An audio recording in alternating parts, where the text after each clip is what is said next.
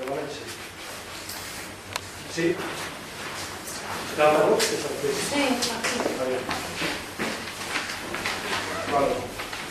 bé, míster, suposo que molt content, no? La segona part de l'equip fantàstica, remuntar sempre és molt difícil i són 3 punts d'or.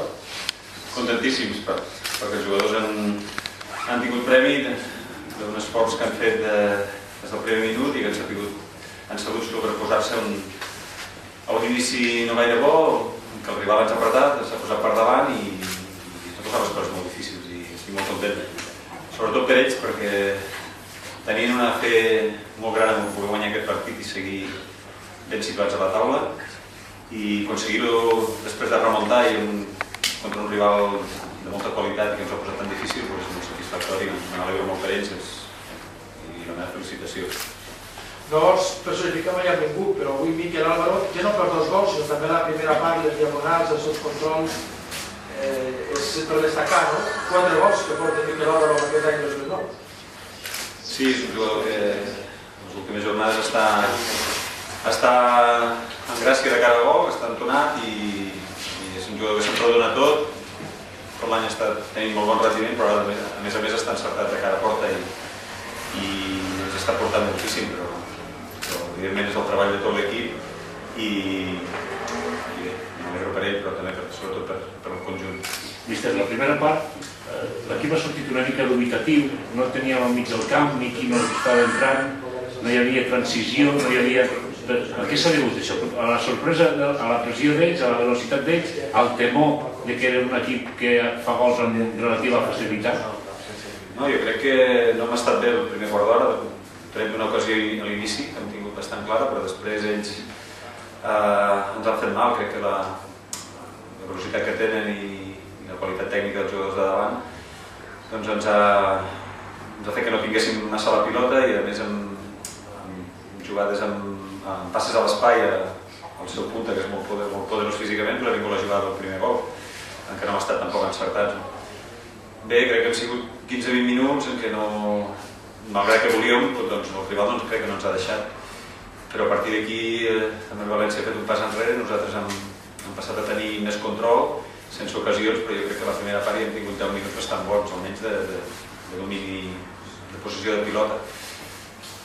Però bé, l'efectivitat l'hem tingut a la segona part, sobretot amb la jugada del penal, que crec que ha estat clau, quan nosaltres potser hi havíem d'arriscar una mica massa i ells eren molt perillosos a la contra, doncs ha arribat aquesta jugada que crec que en el moment just, quan encara no havíem assumit un risc excessiu i ens ha portat al partit i a partir d'aquí l'equip ha anat creixent i crec que a la part final hem pogut controlar, tot i que el rival ha tingut també alguna arribada molt perillosa. I una altra cosa, ens fan pocs gols i per tant els recordem els gols que ens fan, no? El cert és que ha estat un error global, tant de l'Eduardo com dels jugadors. Bé, crec que és una pilota en profunditat, que el punt aconsegueix marxar, després hi ha una centrada, diverses errades, jo crec que de molts jugadors allà que no han estat encertats, però bé. Sol passar, quan hi ha aquesta centrada dintre l'àrea amb tant perill, doncs qualsevol mal refús, al final ha arribat al gol, però bé.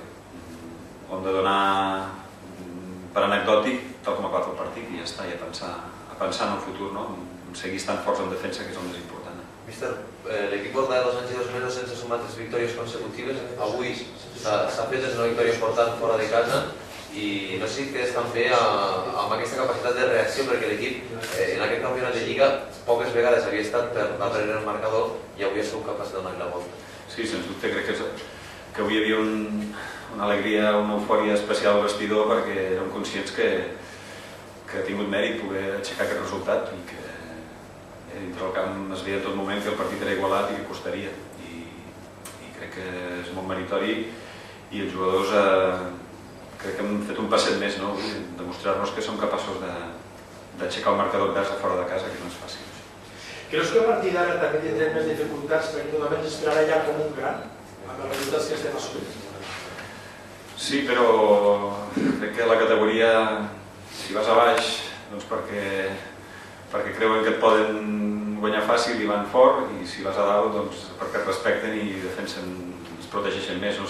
Qualsevol situació, guanyar a segona B és complicat, i nosaltres ja tenim clar que som un equip que que la gent en respecta i que és una dificultat més, però també és un estímul i vol dir que estem de moment fent les coses bé. Miri, sempre és partidari d'anar partit a partit, ara has dit que ja toca pensar en el proper. Arriba en el millor moment el Villarreal B per a la Esportiva Lleida?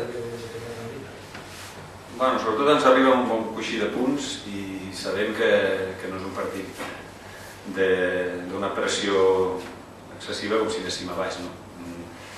I ja està, i punt. I a nivell mental pels jugadors, doncs, evidentment serà un moment molt estimulant perquè el partit d'anada hi ha una petita espina clavada i a veure si fossin capaços de posar-los difícil a aquest equip, però com ha demostrat fins ara és un equip que està un punt per damunt dels altres.